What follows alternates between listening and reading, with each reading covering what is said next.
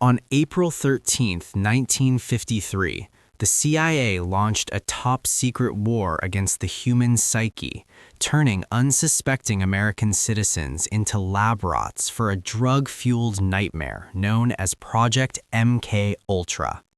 The architect of this mental apocalypse was Sidney Gottlieb, a man known to his colleagues as the Poisoner-in-Chief. Gottlieb wasn't a rogue agent. He was the head of the CIA's technical services staff, a chemist who believed that the human mind could be blasted clean like a blackboard and then rewritten with a new personality. Under the direct approval of CIA Director Allen Dulles, Gottlieb was given a license to kill the human soul, operating with a black budget that bypassed all congressional oversight. He established a network of 80 institutions, including universities, hospitals, and prisons, where the most brilliant psychiatric minds in the country were paid to perform the world's most unethical experiments. Their goal was simple: to discover a truth serum or a mind control trigger that could turn a foreign diplomat into a puppet or an ordinary citizen into a Manchurian candidate, an assassin who would kill on command and have no memory of the crime. Perhaps the most depraved chapter of this decade was Operation Midnight Climax. In San Francisco and New York City, the CIA hired federal narcotics agent George Hunter White to set up safe houses that were effectively state-sponsored brothels. Gottlieb and White employed prostitutes to lure unsuspecting men back to these apartments where they were surreptitiously dosed with massive amounts of LSD in their drinks.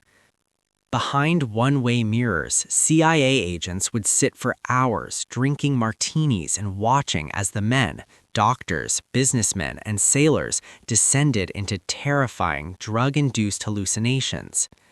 The agency wasn't just studying the drug, they were studying how sexual entrapment could be combined with chemical warfare to blackmail targets or break their will. These men were never told they were part of an experiment. They were sent back out into the streets, traumatized and questioning their own sanity, while the CIA took notes on the operational utility of their mental collapse. The horror expanded beyond American borders to Montreal, Canada, where the CIA funded Dr. Ewan Cameron, the president of the World Psychiatric Association. Cameron's method for reprogramming the mind was a process he called psychic driving. Victims like Esther Schreier, who went to the hospital seeking help for simple postpartum depression, were instead locked in sleep rooms and kept in drug-induced comas for up to 86 days. While they slept, Cameron subjected them to electroconvulsive therapy at voltages 30 times higher than the clinical norm, followed by the continuous playback of recorded messages through speakers hidden in their pillows, sometimes repeating a single phrase 500,000 times. By the time Cameron was done, his patients were de-patterned. They had forgotten how to walk, how to speak, or even who their own children were. They were human husks, reduced to a childlike state so Cameron could attempt to build a new personality from the wreckage, an experiment that failed every single time, leaving a trail of shattered families in its wake. Even the CIA's own were not safe from Gottlieb's needle.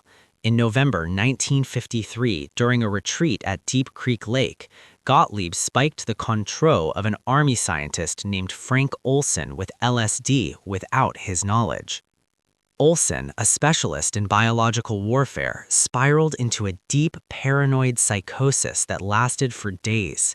9 days later, while under the care of CIA-contracted doctors in New York City, Olson allegedly threw himself through a closed 10th-floor window of the Statler Hotel, plummeting to his death. For 22 years, the CIA told his family it was a tragic suicide caused by work stress. It wasn't until the 1970s that the truth emerged. Olson was a victim of the very project he helped build. When his body was exhumed in 1994, forensic evidence suggested he may have been struck in the head before he ever went through the glass, leading many to believe the CIA didn't just drug Olson, they executed him to ensure the secrets of MKUltra would never leave the room.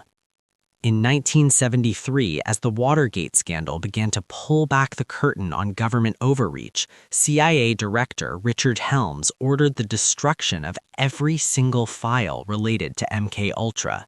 Thousands of pages of human suffering were fed into shredders, ensuring that the full extent of the CIA's crimes would never be known. Only a small cache of financial records, misfiled in a different building, survived to tell the story of thousands of lives destroyed in the pursuit of brain warfare. To this day, the CIA has never apologized to the victims, and most of the doctors involved went on to lead successful, undisturbed careers.